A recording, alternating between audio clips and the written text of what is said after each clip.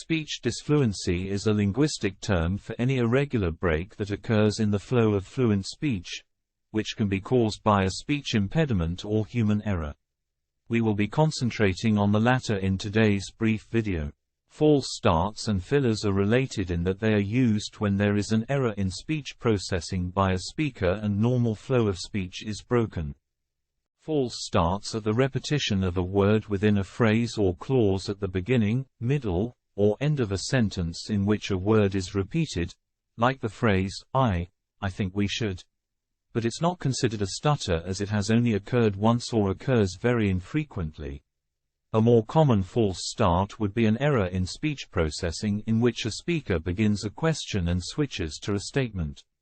A good example would be, "Do you think we should?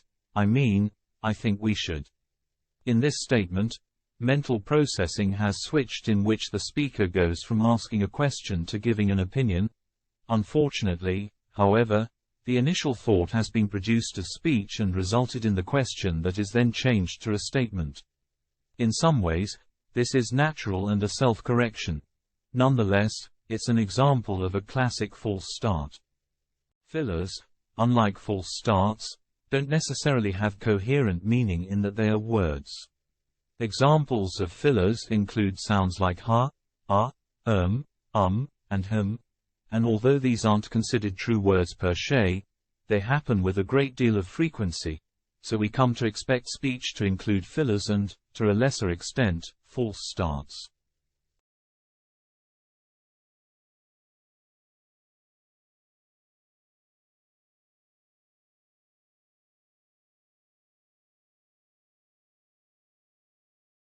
Fillers are considered a type of repaired utterance, but speech pathologists have long realized that there is a lot more going on when using fillers as utterances in produced speech, meaning they can be used to hold an audience's attention, to replace words in certain situations, and to express a variety of feelings that a speaker is going through prior to being able to produce speech.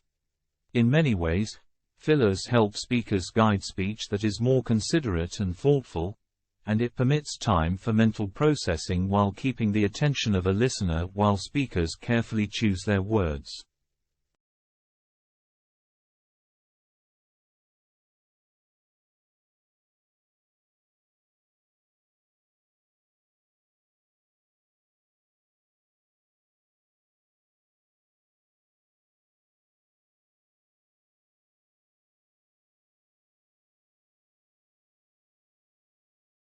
Pause hesitation in speech in which sound is produced or held can offer a signal to a listener that something is being thought about by a speaker.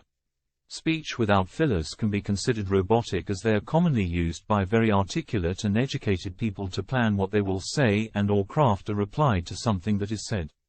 Different filler sounds are preferred in languages throughout the world, but regardless of the sounds produced by speakers, they all fall into formulaic language. Common fillers used in American English include, like, you know, okay, so, actually, basically, and so on.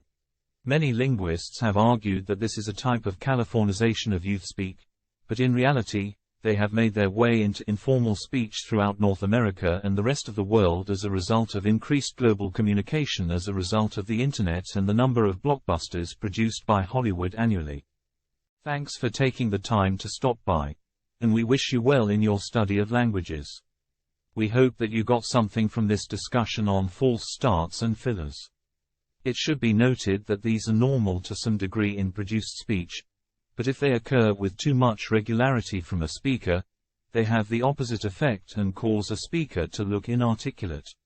Links are available in the description that can assist you in further studying the topics touched upon in this short video. Please like, share, and subscribe, and we wish you good luck.